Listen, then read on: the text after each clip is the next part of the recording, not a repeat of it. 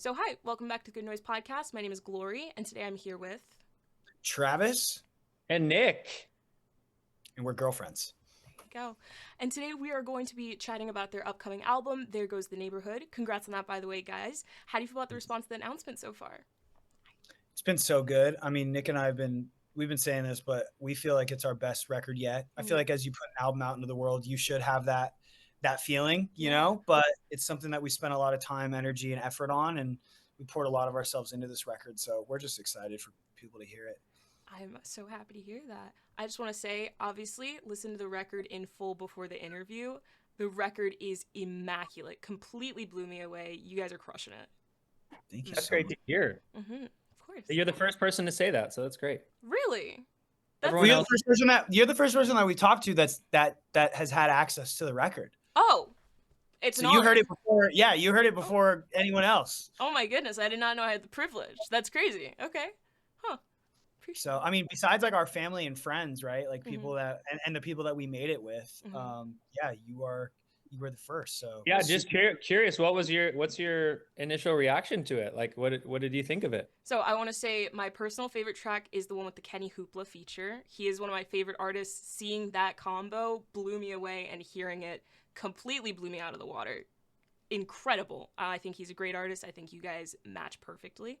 I don't know. I feel like I'm old enough to just feel nostalgia for this kind of wave of pop punk and the overall revival of it. So listening to it, it transported me back to when I first got into the genre, and it was just excitement. It was just kind of, it made me think back to when I first got into pop punk, and it brought me just that childlike wonder of just like, wow, times are good. Everything's gonna be okay. So overall, really good. Yeah. That's amazing. Cool. Yeah. Thank you. So Landon's on the album too. He's featured on the album. oh So yeah. you're getting the first interview ever with Landon right there, who's on the interlude. Oh my goodness, Landon, how do you feel about the response to the album so far? Yeah, sure. Great. Correct answer. Correct answer. Look, he's a man of few words. So like, if you get him to speak in this interview, like it's pretty special. With aura like that, you don't need many words. You know, you don't need many words. No, and I mean, I think he says everything that he's wanted to say on the album. Yeah. And the music speaks for itself. So exactly that, I concur. Beautiful. So, is there any meaning behind the album title or cover art? Oh, there's a ton of meaning. It's like, yeah, There Goes the Neighborhood is, I think, a culmination of like how and where Nick and I grew up, and we've had that title like that was like the ethos of the album from like the very beginning. Yeah, I mean, this was all Travis's idea, really. There Goes the Neighborhood. I mean, I think it's this idea of reflecting back on moments from our past, on how we grew up as kids, to Travis's point of what he's saying, and like getting to be able to, yeah, kind of reflect on that and play those kind of songs, 20 years later, is really the idea of like the concept of this neighborhood that will never be the same. In, I guess, from today's standpoint, but looking back on what it used to be and reflecting back on those moments is a pretty cool idea for an album. Absolutely. Yeah, it's like, I don't know. I find myself like kind of longing for this nostalgia that I don't even know like if it exists, and yeah, I think there's something to be said of like when you're a kid and you just like romanticize like life, and you have like so much like you have this desire to grow up and like get away from everything that you grew up with and everything that and like you're exposed to, and then when that finally happens, you miss everything that was there before. And it's like, it's pretty ironic. And I think for us, like making this record, it was like, we're not writing from the perspective of like, these are things that we're going through today, right? It's like kind of transporting ourselves back into that headspace of like when we were in the neighborhood, and like what was going on the first time we fell in love, the first time we had our hearts broken, the first time we realized that like our family wasn't perfect, and we didn't have, the movie, happy ending. And how do you kind of navigate life? Because when you realize like your parents aren't perfect and like they're not necessarily like the heroes that you paint them to be when you're younger, like it's pretty, I don't know, heartbreaking, and Yeah. it just like life hits you really, really hard. And so yeah, what emotions and what kind of thought processes come with all of that? And I think we talk about it all on the album. Absolutely. That's very interesting. So, did that overall theme come to fruition? At what point did that come to fruition during the album process? From the beginning, literally. Like we had the album title, I think, before we even started making it. Really? Yeah. Probably 2 years ago, or maybe even more, 2.5 years ago. The concept was there, but none of the songs had been written. Okay, so when did the writing process start for this record? Was it 2.5 years ago, 2 years ago? It was at the end of, I think it was beginning of 2024. Okay. It was like, beginning. Like Yeah.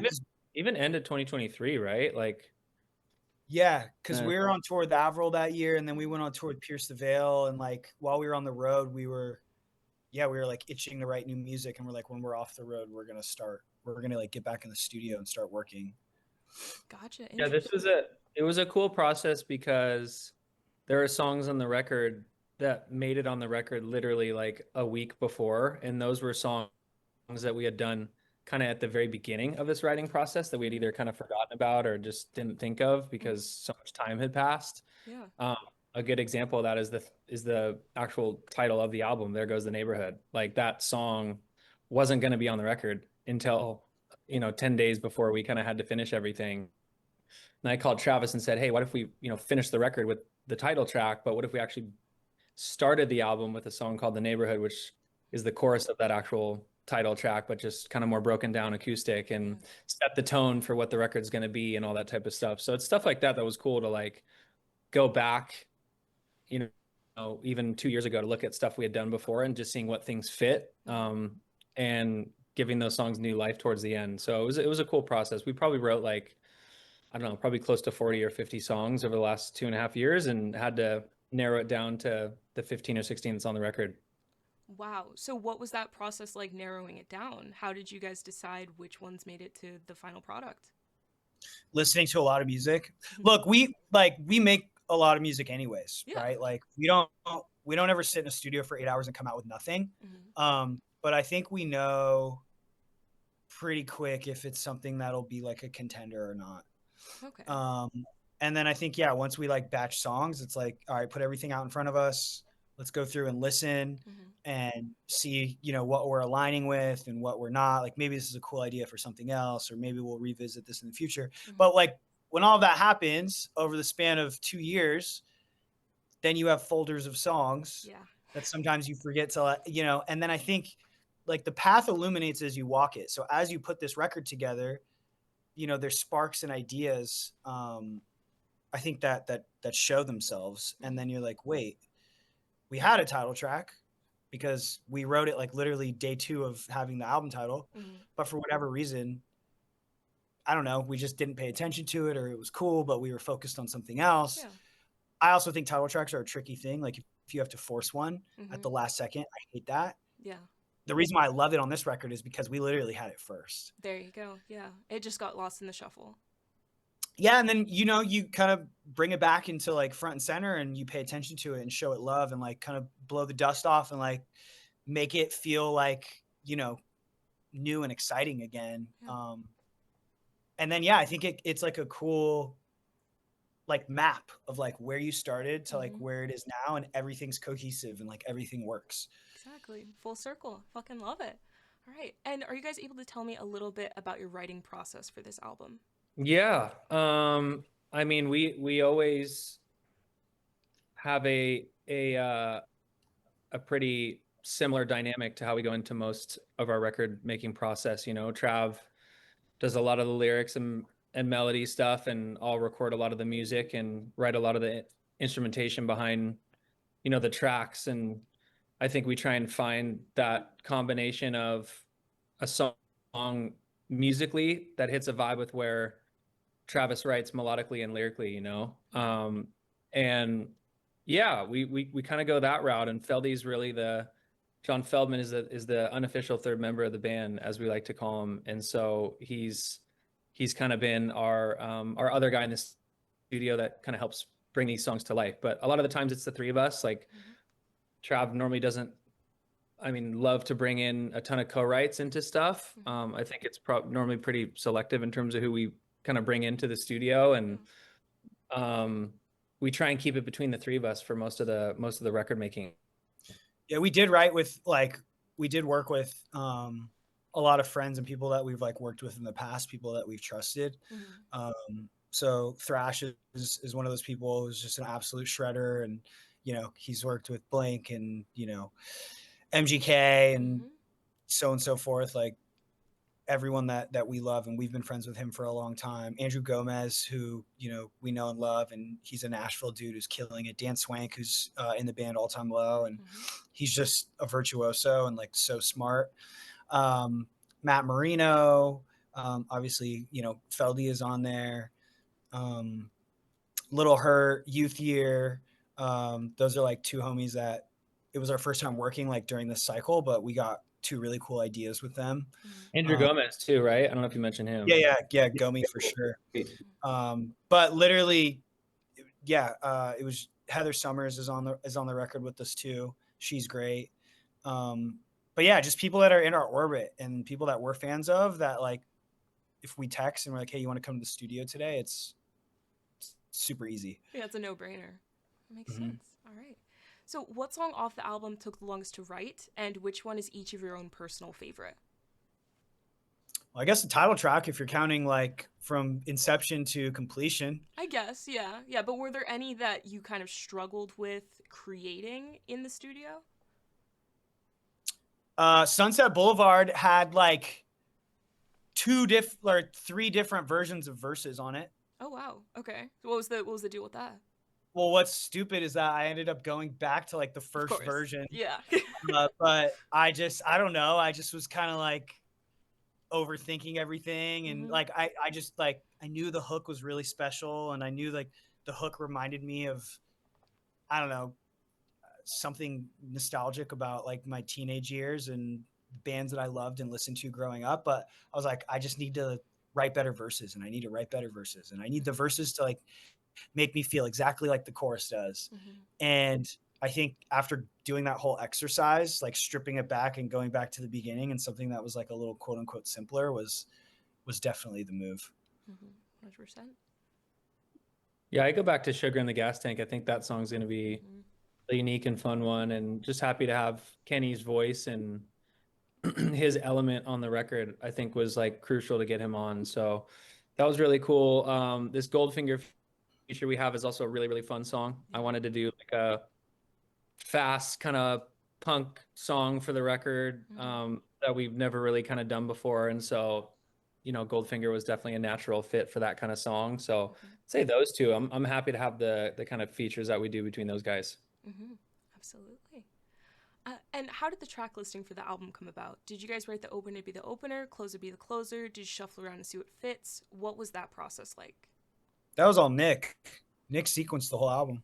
Yeah, it's I don't know. I definitely kind of just go with the flow of how a record can start, and then how it can kind of come down, and then how we can lift back up towards the end and have a finale moment, kind of just like a show would be, right? I like look at the album track listing as if we were kind of figuring out what the set list is going to be for a show, and finding the right moments and the right energies to create throughout a record. I mean, even all the way down to like the interlude stuff and creative musical moments and extensions to songs that we've never had before or tried before, which is really fun and something I've wanted to do for a while. So yeah, it probably took 2 weeks of just interchanging songs and different ideas, putting them in different places, and then you finally get to a place where you're like, oh, this feels good. So yeah, it's fun. It's like music directing your piece of art, and it's fun to put together. Absolutely. I'm happy to hear that there was a lot of thought and effort put into it, especially in like how single based this world is, the music industry is right now. I am an album enjoyer, so it's good to hear that there was intention with it. That fucks. Bring back the album. Come on, right? Bring back the album. It's a cycle. I'm hoping it comes back soon. I'm waiting. I think we're there. I think it's like there's only so many, even if it's like a great song, there's only so many times you can listen to it over and over. Like I want to sink my teeth into a project. I think too, for whatever reason, I sometimes fall victim to the whole single mentality. And like as a songwriter, I need to do better of like, I need to take my own advice of like enjoying albums. Because sometimes I just want everything to just be like so like no brainer. Yeah. This is it, you know, that like you miss that like dynamic. I think Nick's always like really great about like keeping that in focus, you know, of like, hey, we should slow it down. And like same thing with the live show too, you know, and like, yeah, that range is super important as a band. Definitely. I'm glad you guys both cover both sides of the scale, the spectrum with the album enjoyer and single enjoyer. It's good. Keeps you balanced. So you guys went into it a little bit earlier, but if you want, you go a bit more in depth. Would you be able to tell me where your headspace is at while you're creating this record? Yeah, I think, I mean, like I said earlier, it's like, it wasn't like with this album. And I think what was different from how we've made music in the past, it wasn't like most of the songs that we were like writing about, or, you know, the things that we were going through happened the day that we were making the song, or like even like, you know, the week or month or like year. It was very much kind of like a thought experiment of going back to the first time certain things happened, to how we process things. Like also I've done a lot of growing up, I've done a lot of maturing, and like, you know, I like to think of like my emotional intelligence is just a lot further along and more developed than when I was, you know, younger.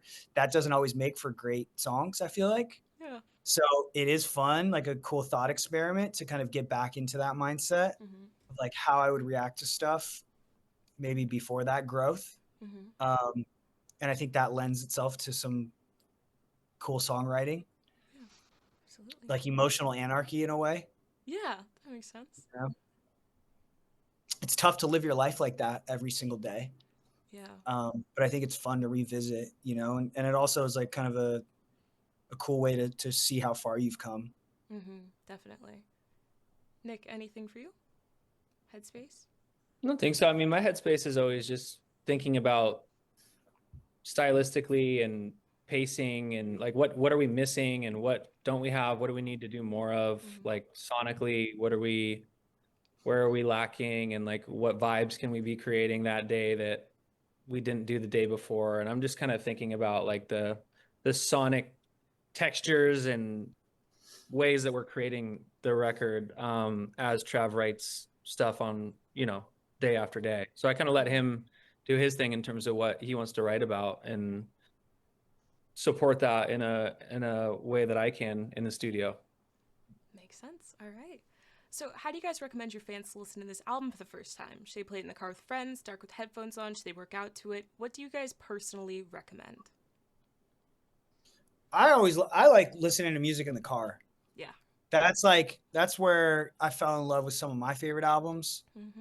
Look, if you live in a huge metropolitan city, I think it's a little different, right? I'd say like find whatever works for you, but definitely listen to it front to back, because I think if you start with track 1 and then jump into track 5, it's a little maybe weird, and you know, it's sequenced in a way that's meant to be listened to like an album. Exactly. I agree. Get in the car, drive fast. But like roll the windows down or drive super, super slow and listen to the whole record. But yeah, top to bottom is important, not track 1 to track 7. Yeah, not on shuffle. Yeah, what I would do if I don't know, if I like kind of time traveled, it's like go and like park in a parking lot and open the doors, and it has to be like 12 or 1 a.m. and sit there with someone that you like, and lean your seat back and get really comfortable and sink into the music. Yeah, I love that. I love that a lot. It's very, very nostalgic. Yeah, absolutely. So this one should be super, super quick. Off top of your heads, I want you guys to describe this album for new listeners in 3 words. 3 words each, 6 total, no more, no less. Nick, you want to kick it off? Thrown right under the bus. That's crazy. Well, look, he looked deep in thought. Yo, you have your point. 3 words. He had the finger up. The thinking face. Yeah. 3 words. I mean, 3 words to describe it.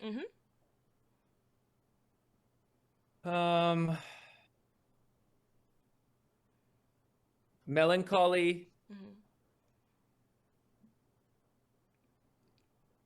energetic, and shit. I don't know. Positive? Fuck. I'm horrible at this shit. No, that Travis. works. I'll take it. I'll take it. It's distorted emotional nostalgia. Oh, see, Wow. great. See, he's the lyricist. That works. That works. Okay. And are you guys able to touch on any particularly challenging or standout moments during the creation of the album, positive or negative?